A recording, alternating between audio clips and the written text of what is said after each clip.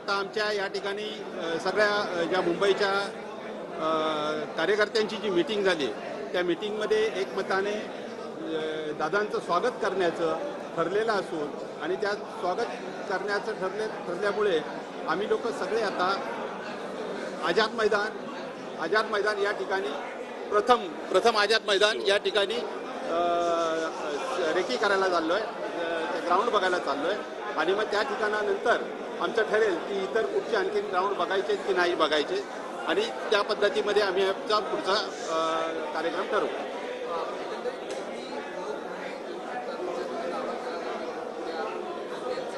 मराठ्यांची संख्या आम्हाला सांगता येत नाही आणि मराठ्यांची संख्या कधी मोजूही नाही.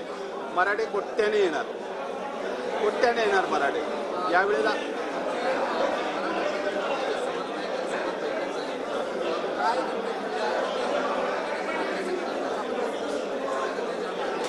नाही, सोय तर आम्ही ऑलरेडी 98 आमचा जो मोर्चा झाला होता त्यावेळेला आमची तर रंगीत तालीम झालेलीच होती.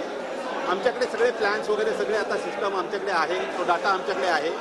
आमच्याकडे कुणी काय करायचं त्यावेळेला त्यांनी जबाबदाऱ्या घेतल्या होत्या, त्याच जबाबदाऱ्या सगळ्यांकडे राहणार आहेत. त्यामुळे आमची कुठे गल्लत होईल असं काही नाही आहे. आम्ही कोणत्याही प्रकारे आलेल्या कोणत्याही गोष्टीला सामोरं जायला तयार आहोत आता आणि तेही कमी वेळेमध्ये. ज्या पद्धतीने मोठ्या प्रमाणात नागरिक येणार आहेत मग त्याच्या संदर्भातली वाहतूक कोंडीची समस्या होऊ शकते. त्या संदर्भात वाहनतळ कुठे नेमणूक करणार आहात, बैठक नेमकी कुठे होणार आहे, सभा कुठे होणार आहेत याचं थोडं विस्तृतपणे सांगाल. आता बेसिकली मी तुम्हाला हे सांगतोय की आम्ही 58व्या मोर्चामध्ये जे काही केलं होतं तो डाटा आमच्याकडे आहे. ते आमचे कार्यकर्ते आमच्याबरोबर आहेत, आम्ही सगळे एकत्र आहोत आणि एकत्रितपणे ते सगळं करू आम्ही.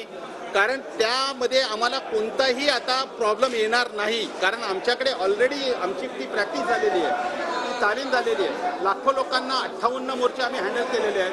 तर 58 मोर्चाचा एकत्रित हा मोर्चा असं समजून आम्ही त्याबरोबर कामाला लागू.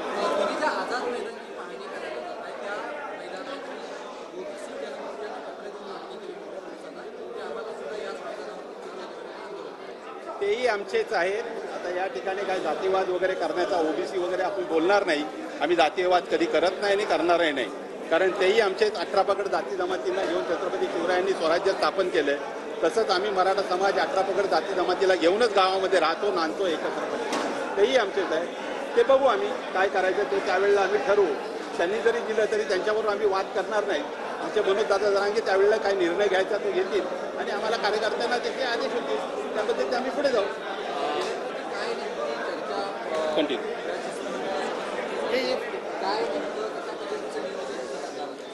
आज संपूर्ण टीम त्यांची इथे आलेली आहे आणि आता सर्व मैदानांची आपण पाहणी करणार आहोत. पाहणी केल्यानंतर जे मैदान योग्य वाटेल ते मैदान ते मनोजदादांशी चर्चा करतील आणि ते लगेच 1-2 दिवसामध्ये माझ्या मते जाहीर करण्यात येईल. त्याच्यानंतर नियोजनाच्या संदर्भामध्ये, परमिशनच्या संदर्भामध्ये सर्व वेगवेगळ्या टीम्स तयार करून प्रत्येकाला काम वाटून दिलं जाईल. सरकारने याआधी सांगितलेलं आहे की मनोज जरांगे पाटील यांना मुंबईची गरज भासणार नाही, कारण त्याआधीच आम्ही आरक्षण देऊ. विश्वास वाटत नाही का सरकारवरती?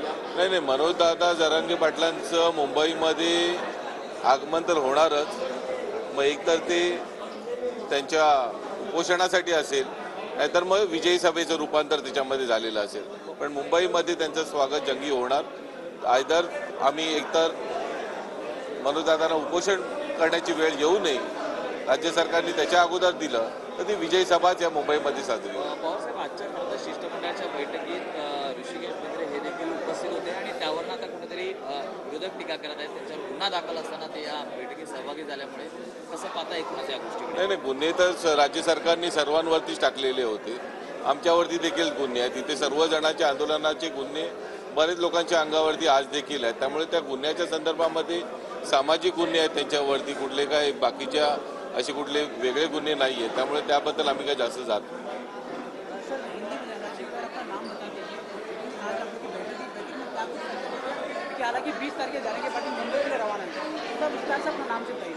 मैं वीरेंद्र पवार मुंबई में मराठा समाज का काम करता हूँ. मराठा समाज के आंदोलन के लिए मनोज जरांगे दादा पाटिल ये 20 जनवरी को अपना अंतरवाली सराठी जालना से मुंबई तक पैदल निकल के आ रहे हैं. उनके इस जो आंदोलन में हम सारे जन सहभागी होंगे.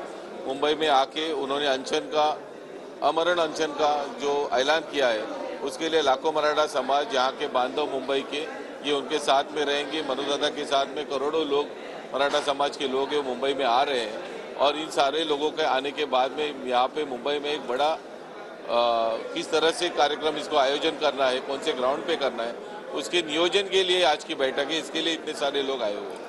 कौन कौन सी ग्राउंड की आप जांच करेंगे, पड़ताल को कौन से